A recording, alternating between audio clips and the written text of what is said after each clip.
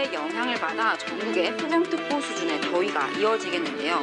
특히 동풍이 산맥을 넘는 과정에서 달궈지면서 서쪽 지역을 중심으로 낮 최고 기온이 35도 이상 오르는 곳이 많겠습니다.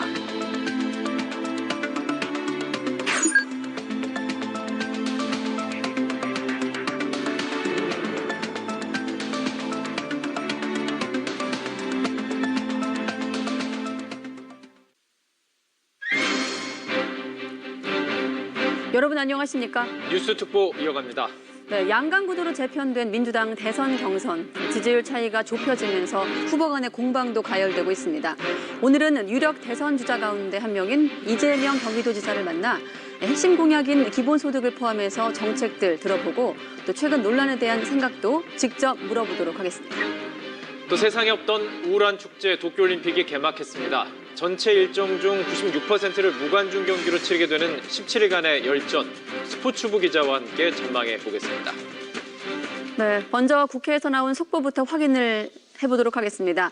여야가 코로나19 피해 소상공인 지원과 재난지원금 지급을 위한 2차 추경안 처리에 최종 합의했습니다. 재난지원금은 일부 고소득자를 제외한 전체 국민의 88% 정도에 지급될 전망입니다.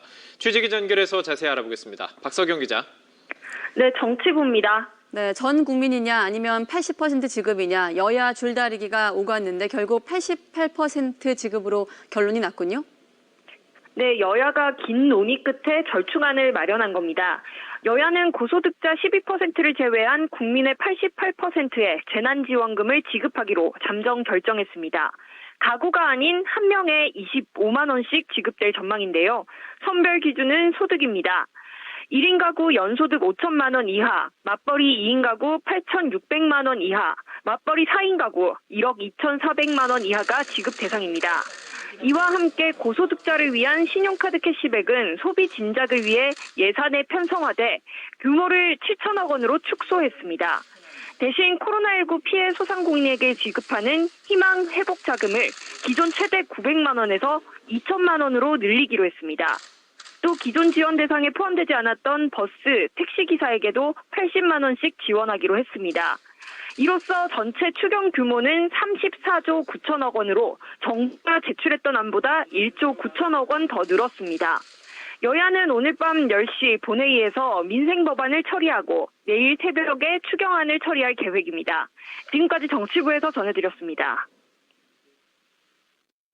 네, 수도권의 최고 단계인 4단계 거리두기가 2주 가까이 시행이 됐지만 코로나19 기세가 꺾이지 않고 있습니다. 17일째 1,000명 이상 신규 확진자가 나왔는데요. 정부는 수도권 4단계를 2주 더 연장하기로 했습니다. 보도에 박홍구 기자입니다. 전체 신규 환자는 1,630명으로 청해부대 집단 감염이 반영된 전날보다 200여 명 줄었으나 지역 발생은 오히려 늘었습니다. 수도권도 1,000명이 넘는 유행이 지속됐습니다. 그나마 다행은 수도권 확산세가 정체됐다는 것입니다. 4단계 거리두기의 영향으로 일평균 확진자가 지난주 990명에서 962명으로 소폭 줄었습니다. 하지만 확실한 감소세로 판단하기엔 이릅니다. 이에 따라 정부는 수도권 거리두기 4단계 조치를 다음 달 8일까지 2주 더 연장하기로 했습니다. 수도권의 유행 증가를 확실하게 감소로 전환시키고 안정화시키기 위해서는 현재의 방역 수준을 완화하기는 매우 어렵습니다. 낮에는 5인 이상, 저녁 6시 이후에는 3인 이상이 만나지 못하는 사적 모임 금지가 계속됩니다. 여기에 더해 다음 주부터는 워크숍이나 간담회 같은 숙박을 동반하는 기업 행사가 금지되고 전시회나 박람회는 사전에 예약한 사람만 입장할 수 있습니다. 축구나 야구 같은 스포츠 모임도 경기 구성을 위한 최소 인원을 고려해 사적 모임 인원 제한에서 예외를 인정했으나 앞으로는 예외 없이 적용됩니다. 앞으로는 사적 모임 제한에 따라서 그 부분들을 제한하기 때문에 실질적으로 그러한 팀 스포츠들의 경우에는 경기 자체가 상당히 어려울 것으로 예측하고 있습니다. 다만 결혼식과 장례식에는 49명 이내에서 친족 이외에 친구와 지인도 참석할 수 있도록 규제를 완화했습니다. 문제는 거리두기 연장 이후에도 수도권 상황이 안정세로 전환되지 못하는 경우입니다. 델타 변이가 유행을 주도하고 여름 휴가철 이동량 증가라는 변수가 있어 2주 뒤를 예측하기가 쉽지 않습니다. 델타 변이와 같이 전파력과 위중도를 높이는 변이가 점점 갈수록 유행을 더 주도한다는 점, 베이스라인 모수 자체가 3차 유행에 거의 2배 가까울 정도로 높다는 점. 정부는 2주 뒤에도 4단계 거리두기의 효과가 확연하게 나타나지 않으면 다중이용시설의 집합 금지와 운영시간 제한 등 보다 강력한 방역 조치를 취할 수밖에 없다고 밝혔습니다.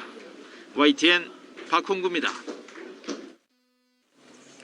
네, 오늘 발표에는 빠르게 환자가 늘고 있는 비수도권에 대한 추가 방역 조치는 나오지 않았습니다. 정부는 단계 일괄 격상 등 여러 방역 강화 방안을 지자체와 논의한 뒤에 오는 일요일 공개하겠다고 밝혔습니다. 이영원 기자입니다.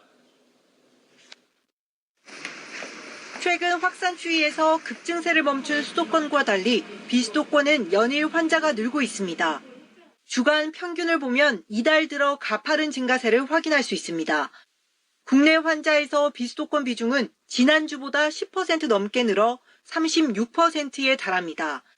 지자체별로 단계 격상 등 방역을 강화하고 있지만 제각각 이루어지는 조치에 제대로 효과가 나타나지 않고 있습니다. 실제로 비수도권 이동량은 4%나 늘었습니다. 그만큼 개인적인 모임이나 접촉이 늘어났을 가능성에 감염 확산 위험도 커진 겁니다. 이동 규모 이런 것들의 감소 속도도 지난 3차 유행보다는 현재 그렇게 가파르게 줄어들고 있는 상황은 아닙니다. 상황이 도리어 안 좋게 전개될 가능성의 요인들이 좀 더 많습니다. 전파력 높은 델타 변이 확산과 여름 휴가철 이동량 증가 등 확산세를 키울 요인이 많다 보니 비수도권은 이제 시작이라는 평가마저 나옵니다. 이에 정부는 일괄 격상 등 다양한 조치를 검토하고 있습니다. 비수도권 일괄적으로 4단, 3단계를 적용하는 방안에 대해서도 건의를 주셨습니다. 논의는 하고 있습니다.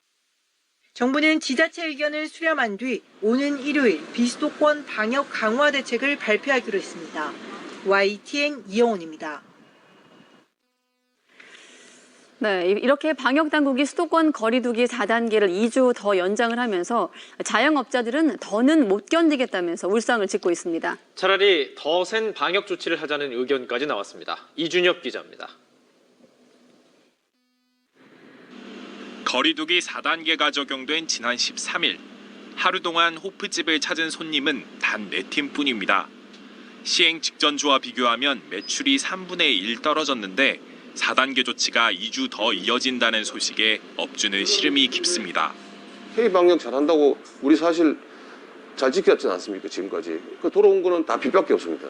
그럼 그거 네 팀, 5팀 받아와야 이거 10몇만 원밖에 안 돼요. 강한 거리두기 조치에도 좀처럼 나아지지 않는 상황 탓에 과연 실효성이 있느냐는 목소리도 큽니다.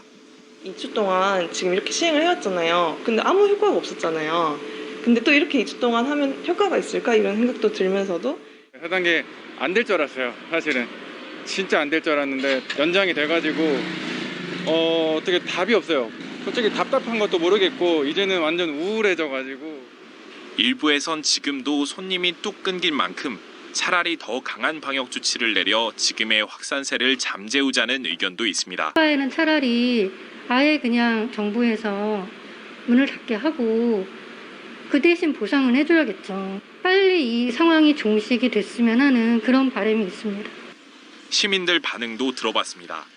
시민들 대부분은 4차 대유행 확산세가 좀처럼 잡히지 않다 보니 수도권 거리두기 4단계 연장에 찬성하는 분위기입니다. 상황이 심각하다 보니까 4단계를 하는 거에 대해서는 굉장히 이해를 하는 편인데 그 안에 있는 규제들이 약간 조금 의문이 드는 규제들이 조금 있어요. 그래서 그런 부분에서는 약간 발전을 시키는 게 낫지 않을까라는 생각을 합니다.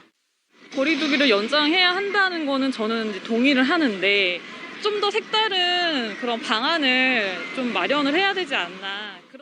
그런 기간은 반전을 모색하는 기회이자 고통의 시간이기도 합니다. YTN 이준엽입니다.